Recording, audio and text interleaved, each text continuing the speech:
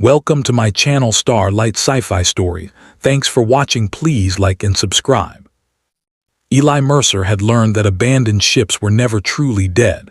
They promised silence, neglect, and the faint odor of spent machinery, and they almost always delivered exactly that. Yet this one, drifting at the edge of a forgotten trade corridor, had a presence that made him pause. Its hull was scarred not from weapons but from time itself. Panels bent slightly, some doors hung ajar, yet the ship seemed to hum with an almost patient curiosity. Eli guided his skiff alongside, the controls under his fingers like old friends. He muttered under his breath, more to fill the silence than out of superstition, "If you eat me, at least give me a warning." The docking clamps clicked, the airlock sealed, and the interior breathed a slow, mechanical sigh. Inside, the corridors smelled faintly of ozone and oil, the emergency lights glowing with stubborn persistence. He flicked his scanner across the empty halls. Nothing. No life signs, no active defenses, no ghosts. "Unless ghosts now run on auxiliary power," he muttered. Gravity shifted unpredictably, pulling him one way, then another, like the ship could not decide on a floor. Eli moved carefully, tagging systems that could be salvaged, cracking jokes to himself about structural integrity being more of a suggestion than a rule. Yet the deeper he went, the heavier the air became. The ship seemed aware. Not angry, not alive, but attentive.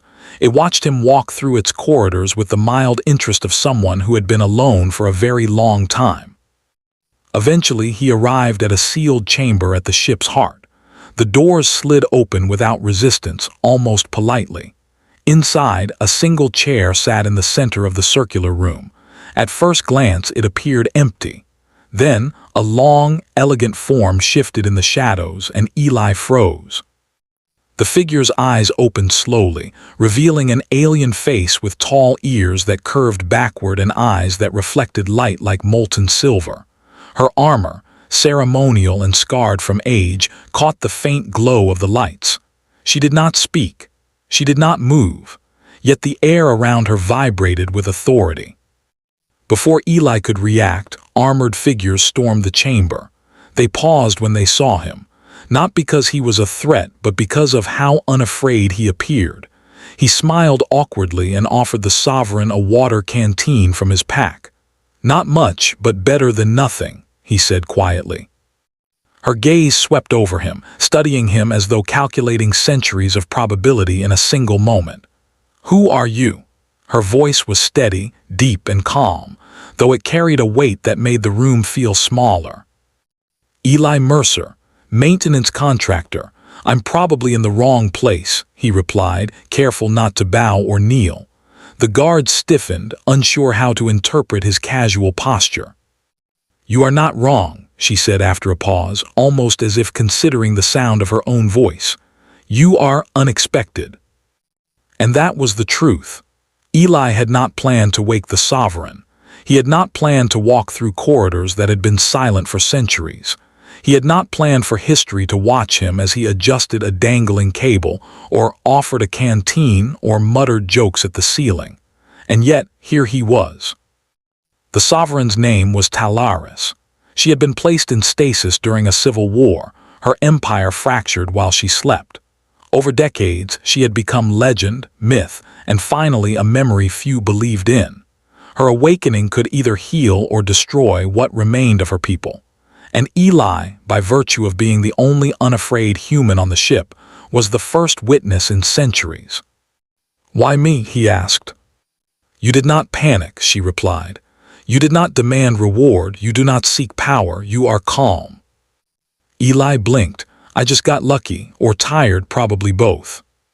She smiled faintly, an almost imperceptible curve that lit her eyes. "Luck is a human trait," she said, "but patience is rarer." The guards, still tense, did not interrupt as she rose from her chair. She moved with the grace of someone who had spent decades learning every gesture, every angle, every presence in her ship. She stopped before Eli and inclined her head. "You will remain close," she said. "I need someone who is not part of the system." "I'm not part of anything, really," Eli said. That's probably why I'm here, huh? Yes, she replied simply, and that is enough. The ship shifted around them as though acknowledging her decision. Systems hummed, lights stabilized, and panels that had been flickering steadily blinked into full brightness. The corridors seemed less lonely, less angry. It was almost as if the ship had been waiting for someone who could sit quietly and not upset centuries of order. As they prepared to leave the chamber, a transmission arrived from the galaxy outside. It was brief but unmistakable. A powerful warlord who had claimed half of the empire in the sovereign's absence declared her return impossible, and he announced he would come to verify the claim personally, fleet in tow. Eli stared at the viewport, where distant stars drifted slowly past. "I was supposed to be home by Tuesday," he muttered. She looked at him with eyes that reflected years of sleep, war, and expectation. "You will remain," she said. "I don't have a title," Eli said. "I'm not exactly built for leadership." "No," she said, her voice soft but firm. "You are built for observation, for honesty. That is rare and in this time valuable." And with that, they began the journey back to the Empire's core. In the following hours, Eli observed the political machinery that had grown without her. The corridors of the warship were filled with officers, soldiers, and diplomats who spoke cautiously, almost whispering around her presence. None of them spoke honestly. None of them questioned or hesitated. All moved as though under centuries of training and fear. Eli, by contrast, asked simple human questions. Will this hurt civilians? What happens if the other side refuses to listen? Do they get a vote? These questions, innocuous as they seemed, caused pauses in meetings. Whispered debates erupted between officers. Calculations of risk and probability faltered, and the sovereign, for the first time in decades, smiled quietly. She relied on his questions, not to challenge her authority but to clarify it. By the time they neared the Empire's central systems, Eli had begun to understand the true scale of what was happening. The galaxy expected fear, aggression, and ceremony, but what they received was calm, focus, and one human unwillingness to bow to expectation. The fleet of the warlord emerged from warp, massive and armed, stretching across the viewport. Every officer aboard the sovereign ship tensed, expecting immediate battle. Eli, standing in the command corridor, only shrugged. "I don't know if this is a good day for diplomacy," he said softly. The sovereign looked at him and nodded. "We will see." As part one ends, the scene closes on the massive alien fleet looming ahead, the warlord's flagship in the center. The tension is near suffocating. Eli adjusts the strap on his utility belt, glances at the sovereign, and mutters, "I didn't sign up for this." But the warship, the sovereign, and the galaxy have already signed him up. Eli Mercer leaned against the railing of the sovereign's warship, staring out at the massive fleet before them. Ships glimmered like distant cities, each one a monument to ambition and fear. The warlord's flagship, black and jagged, dominated the formation, engines glowing like angry eyes. Every officer aboard the sovereign's ship held their breath, waiting for orders. Eli, however, did not. He took a sip of water, adjusted his utility belt, and muttered, "I'm fairly sure I don't have the right uniform for this." The sovereign, Talaris, glanced at him. Her eyes reflected starlight and patience. "Clarity does not require uniform," she said softly. He blinked. "Neither does survival, apparently. I'm glad you mentioned that before we entered a war zone." The bridge was tense. Officers exchanged glances, calculating probabilities, projecting losses, and rehearsing speeches they would never give. The air smelled faintly of ozone and anticipation. "Eli," Talaris said, "you will remain with me. I require an honest perspective." "I'm excellent at honesty," he replied, glancing at the nervous officers. "Less so at diplomacy, war, or keeping breathing people alive." Talaris allowed a faint smile. It was a small thing, but in the midst of thousands of stressed calculations, it was bright. Honesty is a weapon, perhaps the most effective one. The calm before contact. The fleet moved closer. Sensors detected hundreds of weapons systems ready, shields active, and trained soldiers poised for conflict. Every mind in the bridge was tense. Every officer expected an immediate attack. But Eli noticed something the others didn't. He noticed the patterns in the fleet's movement, slight hesitations, tiny inconsistencies. The warlord's officers were tense, proud, but also fearful. They had trained for battle, but not for uncertainty. "Why do they pause?" Eli asked quietly. Talaris looked at him, curious. "Because they are waiting for certainty. They expect certainty, not choice." "Ah," Eli said, "so uncertainty is the weapon." She nodded, "Yes, but only if wielded correctly." Eli glanced at her, realizing she had been awake for only hours and yet carried centuries of command in her presence. He wondered if she ever felt the weight of the silence she commanded. The enemy's challenge. A transmission broke across the bridge. The warlord's voice was loud, arrogant, and commanding. "You claim to be the sovereign Talaris. Prove it. Board my flagship alone, or I will assume fraud and fire upon your fleet." Gasps rippled through the bridge. Officers whispered, some glaring at Talaris, others at Eli. "She demands a hostage," one muttered. "She demands proof," Eli corrected, "which is apparently me, or at least my presence doesn't scare her." Talaris said nothing at first, then she turned to Eli. "Will you accompany me?"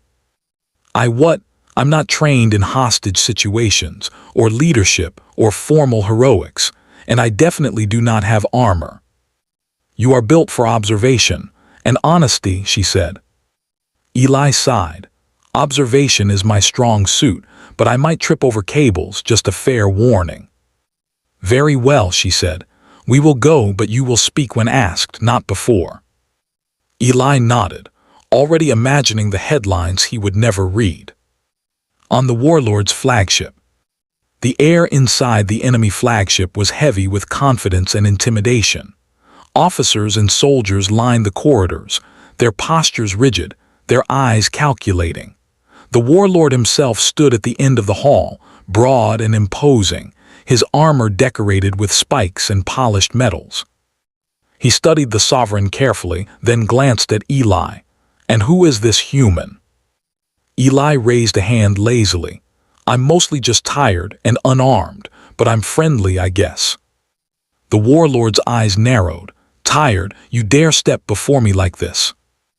Eli shrugged. "I step where I must, mostly because I was told to, but also because I had nothing else planned today." The officers exchanged confused looks. The sovereign, for her part, did not flinch. She stepped forward calmly. "You assume I am here to bow," she said. "You are mistaken." The warlord's officers shifted uncomfortably. They had trained to react to power, force, and threats. They had not trained for calm. Eli whispered to her almost inaudibly, "You notice that, right? Everyone is holding their breath." "Yes," she replied quietly, "that is part of the lesson." The turning question. The warlord began to boast of his victories, his fleets, and the territories he now controlled. His words were loud, designed to intimidate. Yet Eli noticed a pattern in his speech, a lack of conviction, a pause whenever he mentioned future plans. Eli took a step forward, his voice low but steady. "If you win everything, who do you share it with?" The room froze. The warlord's face flickered with surprise, anger, and confusion. His officers shifted nervously. No one had asked that question in centuries. The warlord stammered. "I share with he faltered, words failing him. Eli shrugged. "Just curious, don't take it personally." The sovereign's lips curved slightly. That small human question, simple and honest, had done more than years of diplomacy could have achieved. It planted doubt, subtle but powerful, in the enemy ranks. The moment of change. The sovereign stepped closer to the warlord. Her voice was calm, commanding, and deliberate. An empire ruled by fear must constantly prove its strength, she said. An empire ruled by trust only needs to be right. The words struck deep. Officers hesitated, fleets faltered. Calculations of probability and victory began to shift. Confidence weakened. Fear of failure, once hidden behind pride, surfaced. Eli leaned back slightly, trying not to smile. I think we broke them," he whispered. She glanced at him, eyes reflecting centuries of wisdom and patience. "We merely revealed what they already knew but refused to admit." The warlord's posture wavered. His officers whispered, muttered, and shifted. The fleet's formation faltered slightly. He did not attack, not because of force, not because of threats, but because the human's question and the sovereign's words created a new kind of uncertainty he could not control. Resolution. Within hours, the standoff ended. The warlord's fleet withdrew, not out of fear, but out of the realization that continued aggression would be unwise and unsustainable. Territories that were claimed through fear slowly reconsidered alliances.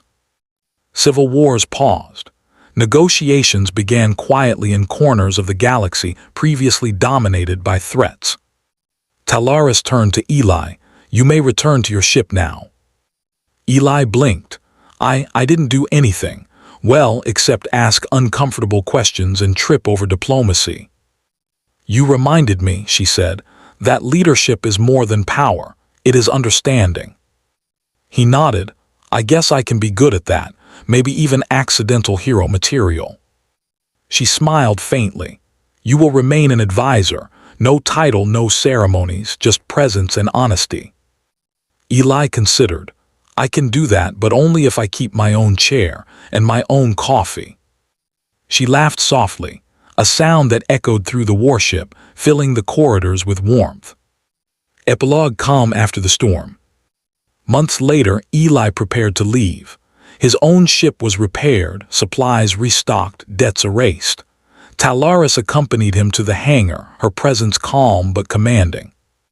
"You have done more than you realize," she said. "You reminded an empire what it means to be human." Eli adjusted his strap and smiled. "I mostly just stayed calm and asked a few questions. Humans are good at that. Too bad it's not recognized as a power." She stepped aside. "Perhaps it will be in time. Perhaps it will become legend." He boarded his ship, glanced back once, and saw her standing tall, watching the stars. She turned back to her chambers, where decisions that had once been cruel and rigid now carried the weight of patience, understanding, and quiet observation. Eli's ship lifted off, engines humming steadily. He felt a calm that had been absent for months, maybe years. He had not changed the galaxy through weapons or brilliance. He had changed it by being himself, honest, calm, and unafraid to ask simple questions. And in a galaxy of empires, fleets, and crowns, that was perhaps the most powerful thing a human could do. Final line. History shifted not because a human ruled, but because a human listened. Not because he wielded power, but because he sat down, stayed calm, and reminded the galaxy that even the smallest presence could tilt the balance. And